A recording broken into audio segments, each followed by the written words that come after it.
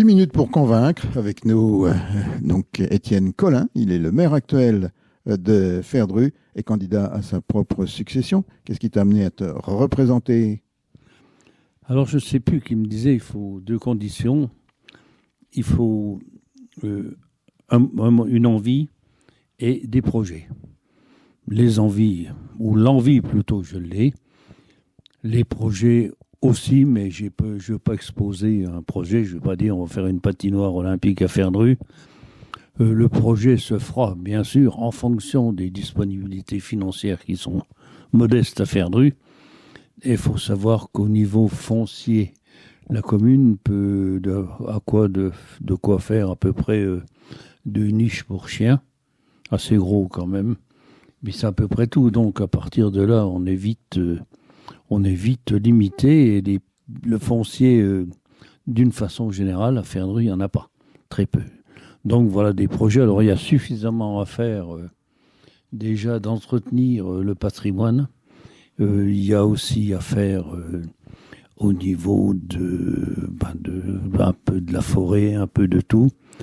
Alors les écoles est un sujet compliqué. On a dit le maire veut supprimer les écoles à Ferdru. Le maire n'a jamais dit ça. Le maire dit que c'est vrai que c'est pas une situation qui est simple. Ça fait 3 bâtiments pour 3 classes. Bon, moi, je veux bien tout payer. Et ce que ne comprennent pas trop les gens, et notamment pas mes opposants, mais l'autre liste, c'est qu'ils pensent que l'école, ça dépend du maire. Ça dépend en partie du maire pour les locaux, pour l'intendance, mais pour mettre des postes, ce que m'avait dit un inspecteur de l'éducation nationale, monsieur le maire, vous pourrez garder votre école jusqu'au bout, mais c'est votre droit. Et moi, mon droit, c'est de ne pas mettre d'enseignant. Alors, à partir de là, il me dit, si vous voulez payer l'enseignant sur les fonds de la commune, je ne vois aucun inconvénient, je vous trouve du monde demain.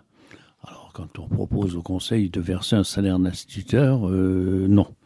Personne n'est d'accord, donc c'est ce qu'il y en a quand même qui ont du mal à en intégrer et qui disent, le maire, il veut plus d'école.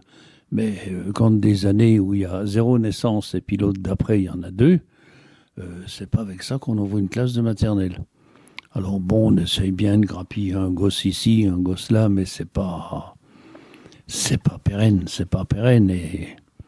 Et l'éducation nationale, et j'ai montré au conseil actuel, m'a envoyé un courrier en me disant que faudrait que je réfléchisse à un groupement avec rue pour avoir que les enfants aient un enseignement de qualité et pérenne. Ça n'a pas fait tellement plaisir au corps enseignant le terme de qualité. Mais bon, c'est pas signé Étienne Collin, c'est signé Monsieur Pinto de l'Éducation nationale. Alors c'est ça que des fois ils ont du mal d'intégrer quand même qu'on est 2. C'est quand même l'Éducation nationale qui paye le personnel et qui est libre de le mettre là où il juge. Alors la carte scolaire, je ne sais pas ce qu'elle sera. Ils attendent les élections pour la carte scolaire. Bon, la rumeur, j'ai vu ça dans la presse, qu'il y aurait 47 ou 50 suppressions de postes, en gros.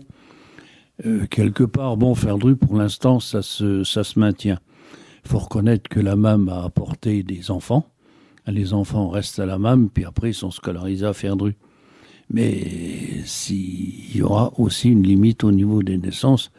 Et Dieu sait, c'est pas avec mon grand âge que tout le monde connaît que je vais pouvoir procréer. Donc si les Ferdrupéens misent là-dessus pour faire la population qui grimpe, ce sera pas moi le bon choix. Alors pourquoi faut-il voter pour ta liste ? Parce que je pense d'une façon de voir les choses, je mènerai les choses comme je les ai menées pendant 2 mandats, avec ce que j'ai écrit avec beaucoup de discrétion. C'est peut-être une erreur, je ne suis pas un homme de communication à aller frapper sur les épaules de tous les gens. C'est pas pour ça que je les respecte pas. J'ai un profond respect pour tous, mais c'est tout. C'est ça, j'ai toujours pensé que les choses, la mairie, c'est un lieu que je sanctuarise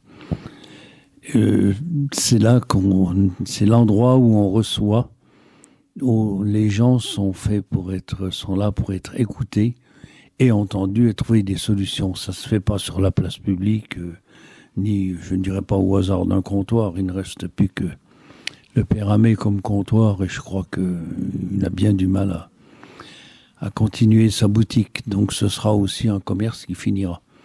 Alors, faut aussi tenir compte des réalités économiques.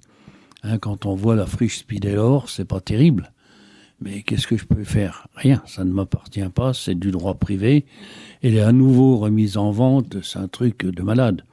Et comme sans zone constructible, non zone inondable rouge, on ne peut pratiquement rien faire. Bon, surtout en ce moment, avec toutes ces inondations, ils sont très très pointilleux sur les risques d'inondation. Même moi, j'ai jamais vu une goutte d'eau à l'intérieur, mais bon, c'est ainsi. Donc, on a perdu Vogimex, qui s'installait à Rue. Il y avait 25 emplois, 67 là, ça fait beaucoup. Alors, ça va qu'on a un artisanat qui marche bien. Les commerces, c'est beaucoup plus dur c'est plus dur quand même. Les produits du terroir, c'est pas facile pour Karine, faut reconnaître. Il y a de la concurrence. Il y a aussi, vous trouvez des articles en supermarché, ce qui est, à mon avis, une honte, qu'on puisse approvisionner des supermarchés alors qu'on parle du terroir, des circuits courts. Bon, c'est vrai que les supermarchés sont pas tellement éloignés. Mais enfin, c'est compliqué. Karine travaille beaucoup pour des résultats financiers qui sont pas extraordinaires, c'est vrai. La boulangerie, ça marche, ça va. Ils sont contents, donc c'est bien. Voilà tout ce qui reste comme commerce. Et puis chez Jean-Pierre, mais ça fait plutôt partie de l'histoire de Ferdru. C'est une liste renouvelée? Alors, j'avais dit avec un humour peut-être un peu déplacé, j'avais dit on ne fait pas du neuf avec du vieux. Donc, c'est-à-dire dans la liste, il n'y a qu'un seul conseiller qui est resté, c'est Monsieur Francis Tourdeau. Sinon, on est 14 conseillers. Sur 14, c'est donc 13 neufs.